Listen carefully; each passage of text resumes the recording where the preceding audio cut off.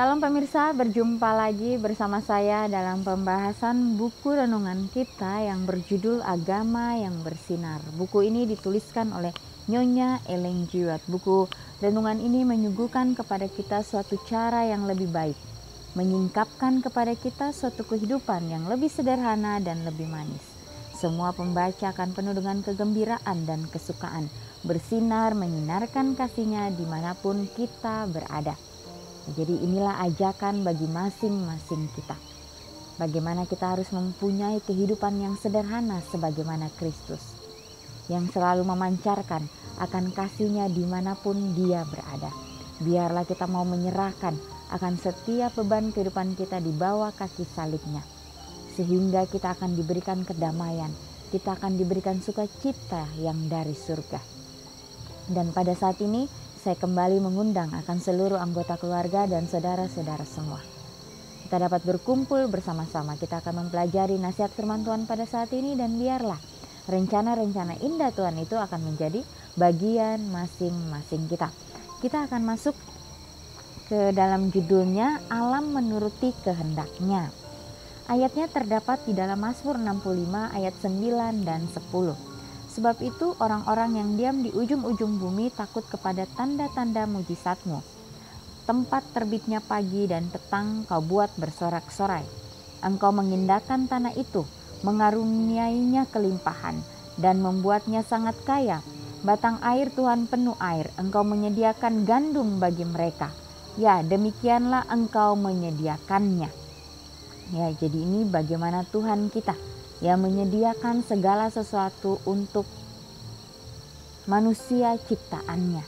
Apapun itu, ya dia berikan kepada kita, ya bila mana kita mau, ya selalu datang kepada Tuhan menyerahkan kehidupan kita. Walaupun kita sudah berpaling daripada Tuhan kita, dia tetap memberikan kita penjagaan, memberikan kita apa yang menjadi kebutuhan kita. Itulah Tuhan kita, Tuhan yang kasihnya tidak pernah kita bisa hitung dengan apapun, atau kita tidak bisa ukur dengan apapun. Bumi ini adalah milik Tuhan. Di sini terlihat bahwa alam yang hidup dan yang tidak bernyawa menuruti kehendaknya. Jadi karena dunia ini atau bumi ini adalah milik Tuhan, maka alam yang dia jadikan ini pun menuruti akan kehendak Tuhan, walaupun kita lihat bahwa yang hidup dan yang tidak bernyawa ini menuruti kehendaknya. Betapa indahnya, dengan keindahan yang luar biasa. Segala sesuatu di alam ini telah dibuat. Di mana-mana kita lihat karya-karya sempurna dari master artis yang hebat. Langit menyatakan kemuliaannya, dan bumi yang dibentuk untuk kebahagiaan manusia berbicara kepada kita tentang kasihnya yang tiada tara.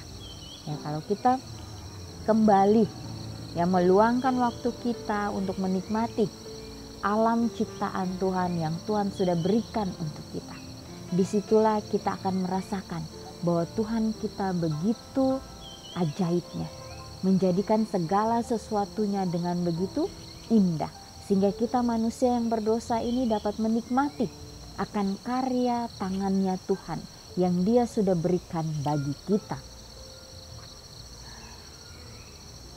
Langit menyatakan kemuliaannya, dan bumi yang dibentuk untuk kebahagiaan manusia berbicara kepada kita tentang kasihnya. Permukaannya bukanlah dataran yang monoton, tetapi gunung-gunung yang megah menjulang untuk membuat lanskap begitu menarik. Ada sungai yang berkilauan dan lembah yang subur, danau yang indah, sungai yang luas, dan lautan yang tiada terbatas. Tuhan mengirimkan embun dan hujan untuk menyegarkan bumi yang haus, angin sepoi-sepoi yang meningkatkan kesehatan dengan memurnikan dan mendinginkan atmosfer. Dikendalikan oleh kebijaksanaannya, dia telah menempatkan matahari di langit untuk menandai periode siang dan malam, dan dengan sinarnya yang ramah memberikan cahaya dan kehangatan bumi. menyebabkan tumbuh-tumbuhan tumbuh subur. Ini ditulis di dalam Testimony for the Church jilid 5 halaman 312.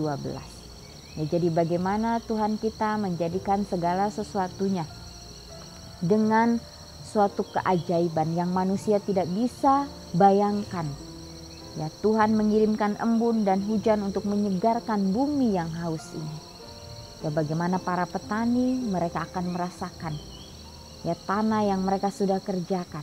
Bila mana hujan turun, disitulah ya terjadi suatu kesuburan di dalam tanah sehingga dapat menumbuhkan tumbuhan yang mereka tanam. Dan juga kita merasakan angin sepoi-sepoi yang meningkatkan kesehatan dan memurnikan dan mendinginkan atmosfer. Itu semua dikendalikan oleh kebijaksanaan Tuhan sendiri. Ya, Dia telah menempatkan matahari di langit untuk menandai periode siang dan malam. Ya, inilah bagaimana Tuhan menjadikan segala sesuatunya begitu sempurna. Dan juga dikatakan, dan dengan sinarnya yang ramah memberikan cahaya dan kehangatan ke bumi, menyebabkan tumbuh-tumbuhan tumbuh dengan subur. Jadi inilah bagaimana proses ya kehidupan di bumi ini. Segala sesuatunya Tuhan atur dengan begitu rupanya sehingga semuanya dapat berjalan dengan baik.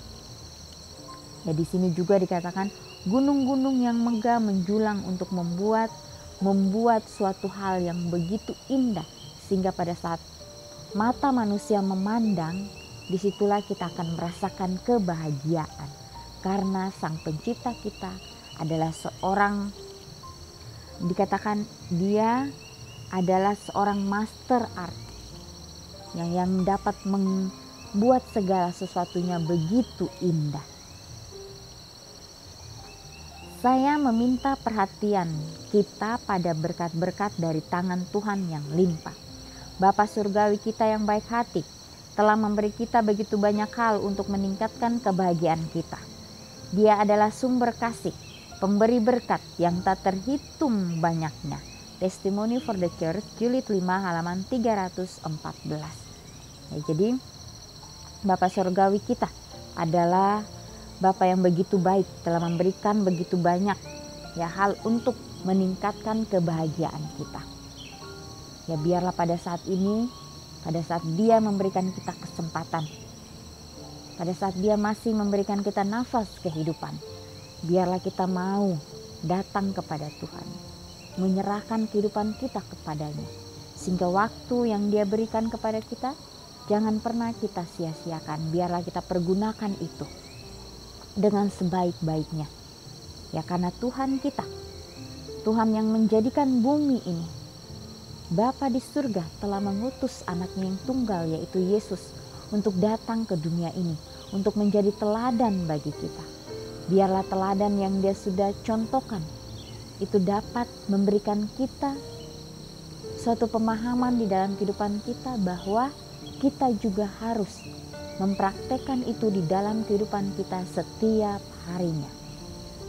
Ya, kita tahu bersama pada saat Yesus datang ke dunia ini, Dia datang bukan sebagai orang yang kaya raya. Dia datang bukan sebagai seorang raja yang agung, tetapi Dia datang seperti manusia yang biasa. Dia hidup di tengah-tengah orang yang berdosa, tetapi yang sungguh ajaibnya Dia tidak pernah melakukan dosa itu. Dia juga bekerja, melakukan pekerjaannya setiap hari. Dia membantu ayahnya di bengkel pertukangan kayu. Setiap hari Dia lakukan itu di dalam kehidupannya. Dan Dia merasakan suatu kebahagiaan. Dan bila mana Dia ingin berbicara kepada Bapaknya di surga, Dia selalu pergi di suatu tempat yang sunyi, di alam terbuka. Disitulah Dia berkomunikasi dengan Bapaknya.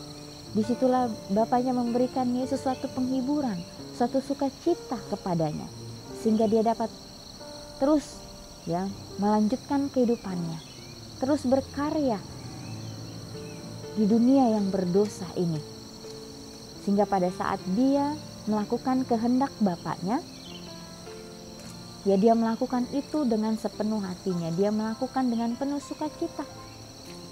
Ya, walaupun banyak orang-orang di sekelilingnya yang membencinya, banyak orang-orang di sekelilingnya yang tidak mau menerimanya, tetapi Yesus terus ya melakukan apapun dengan sepenuh hatinya, karena dia tahu dia mempunyai suatu misi yang besar untuk menyelesaikan akan kabar keselamatan kepada semua orang.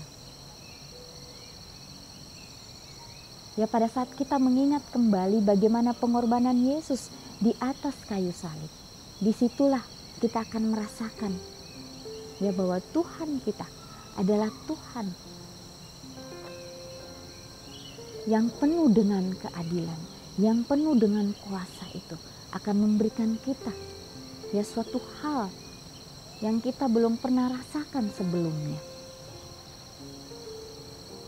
Mungkin pada saat kita berada di tempat kerja kita akan diuji di situ.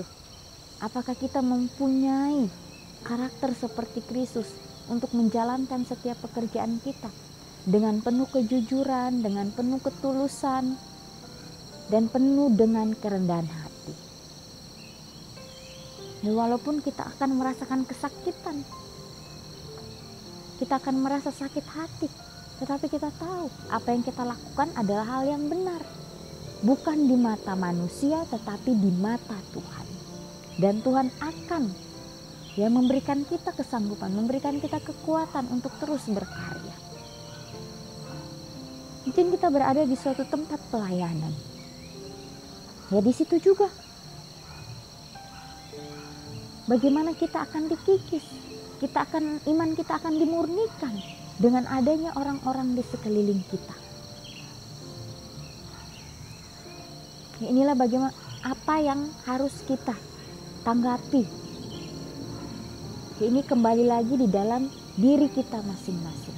Ya, kalau kita mau belajar, ya kalau kita mau dilatih, tentunya kita akan bertahan dan kita akan merasakan bahwa apa yang Yesus sudah berikan kepada kita inilah yang harus kita jalani di dalam kehidupan kita masing-masing.